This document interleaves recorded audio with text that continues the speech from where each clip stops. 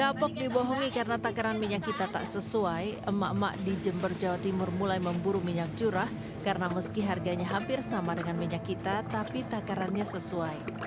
Di sebuah toko di Pasar Tanjung Jember ini misalnya, pembelian minyak curah meningkat sejak isu kecurangan takaran minyak kita.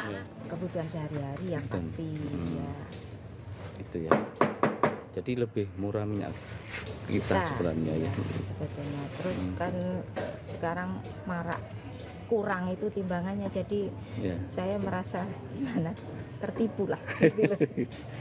Kekecewaan warga cukup beralasan karena masak-memasak harian rumah tangga membutuhkan minyak goreng. Kalau orang desa ya Mas ya, minta minyak curah, sebabnya katanya lebih banyak, padahal kalau dihitung harganya ya hampir sama. Baik pedagang maupun pembeli berharap kecurangan takaran minyak kita segera ditindak agar tidak merugikan masyarakat kecil. Dari Jember, Jawa Timur, Bambang Sugiarto, iNews melaporkan.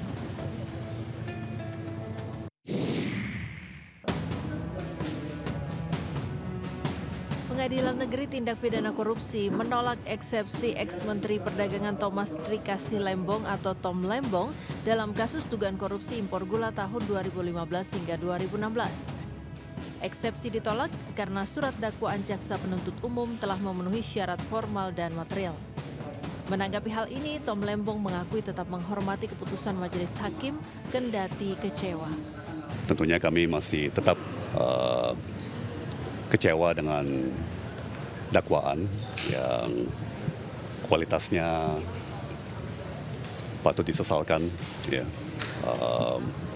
Sekali lagi, sangat-sangat tidak mencerminkan secara akurat realita yang terjadi, ya, dan kami tentunya siap untuk membuktikan hal tersebut di dalam persidangan.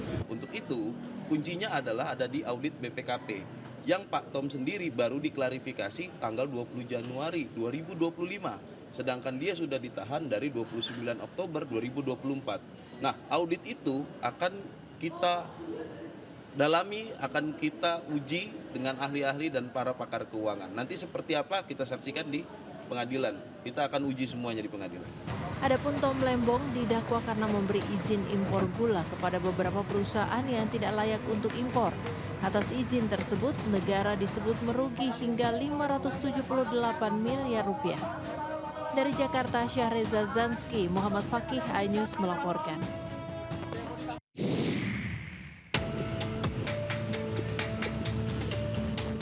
Komisi Pemberantasan Korupsi KPK menetapkan 5 orang tersangka dalam kasus dugaan korupsi penempatan dana iklan oleh Kantor Bank Pembangunan Daerah Jawa Barat dan Banten Bank BJB.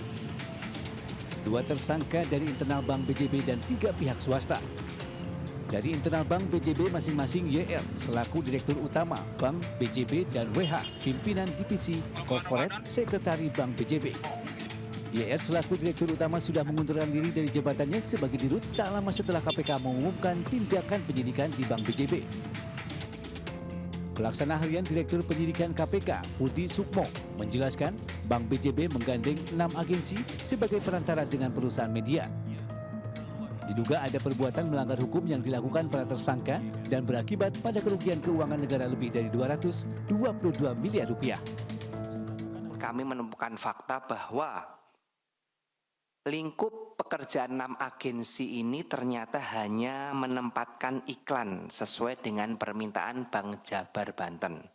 Serta kami temukan juga bahwa penujukan agensi ini dilakukan dengan melanggar ketentuan pengadaan barang dan jasa. Dalam perkara ini, KPK sudah menggeledah sejumlah tempat termasuk kediaman mantan Gubernur Jawa Barat Ridwan Kamil dan kantor BJB di Bandung. Sejumlah barang bukti dan dokumen serta deposito 70 miliar rupiah telah diamankan penyidik KPK.